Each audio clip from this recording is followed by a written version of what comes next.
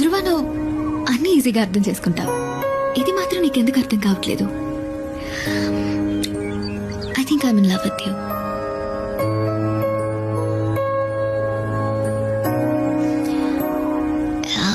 నాకు అసలు ప్రపోజ్ చేయడం తెలీదు. సో కొంచెం అటు ఇటుగా ఉంటే అడ్జస్ట్ చేసుకో.